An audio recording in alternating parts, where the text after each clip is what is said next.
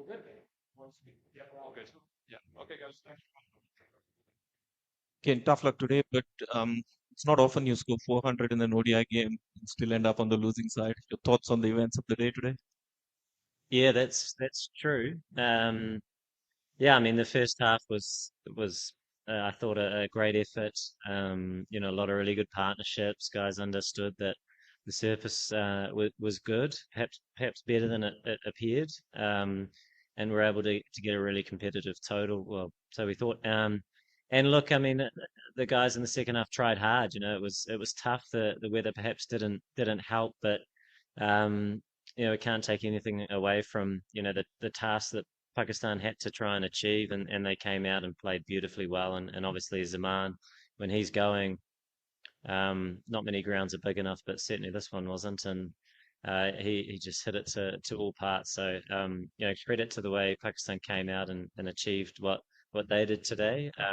And for us, it's taking the good bits and the lessons as well and moving on to our next challenge. Just one quick question on your partnership with Rachin there today. It was quite evident that both of you were looking for the boundaries quite regularly. Was that because at the back of your mind you were thinking this on this wicket you need a score in excess of a certain amount? Um, yeah, I mean, you got the feeling that it was a decent surface, obviously, and so we were trying to basically grab some momentum and try and take it as far as we could, and then we got to a stage where it was really trying to up the ante with wickets in hand, which we had. And I thought guys came out and played beautifully to get us to that total. So yeah, a lot of positives there. Yeah, I mean, it's been an incredible tournament. We've seen everything really, and we saw something special today from Pakistan. Last one for me. From being in a position where you had your own destiny in your own hands, you now are dependent on some of the other results that are going to happen as well. How do you look at that, and what's going to be the approach in the next game for you? Yeah, I mean, I think the approach will be very similar. We can't rely on other teams, obviously, as you get down to um, some small margins of whether it's run rate or your last match. Anything can happen really, but our focus is very much still on the cricket that we want to keep playing and adjusting to what's in front of us, and we've done that um, in really positive ways, and also been challenged at certain times, which you fully expect in these sorts of competitions. So, we can't control what other people are doing, but we can really focus on our next game and preparing well for that. Hi, Kane. New Zealand has become kind of Fakhr's favorite side to play against in recent times. So, like putting some more light on how he performed against you guys. Like, what was so special about him that he was, your plans probably didn't look like working against him today. Yeah, he swung seriously hard and he hit everything out of the middle of his bat and it went miles basically. And he's a very aggressive, dynamic player. And you mentioned he's been very successful against us on a number of occasions, and today was probably one of his finest efforts. And we know how dangerous he is, and we knew that that would be a big wicket because he certainly won't die wondering. And yeah, he played a special knock that ultimately got them across the line tonight. Kane, how much did that knock take out of you, in terms of your energy and the injuries that you've had to manage coming in and also during the tournament? So, how much did that innings take out of you, and how are you holding up body-wise, looking ahead immediately to the next game in 3, 4 days' time?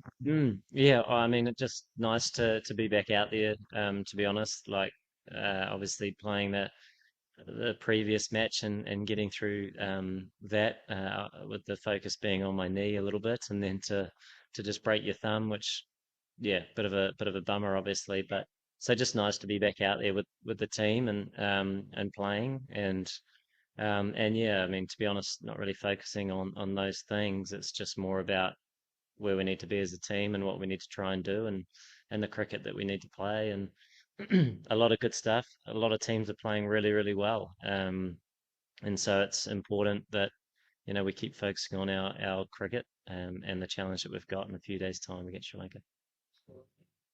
Hi, Ken. Tough luck today. I wanted to ask you about your thumb, but that's already been done. Can you take me through what your team talk is going to look like later today? Because there were a lot of conversations about combinations and the weather and DLS and Yeah. all of that. We saw Ish Sodhi come back in today and he got taken for a fair number of runs. So what is the conversation to him going to look like? How are you going to just pep the guys up a little bit after this loss?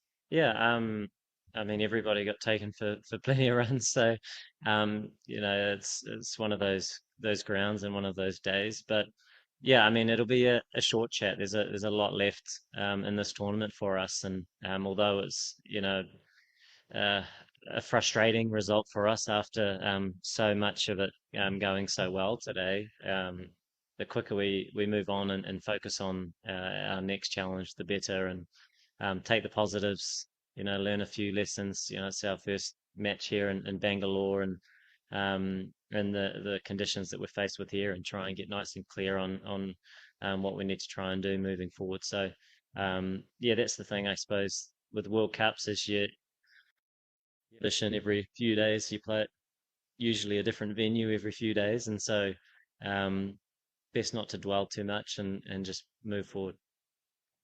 Uh, Kane, you picked two spinners today, and you mentioned that the pitch may have looked a little different to how it played. Mm. So was it a case of picking for the conditions you thought you were going to get, or was there a case also of like wanting a third seamer but not having someone who's 100% match fit to pick?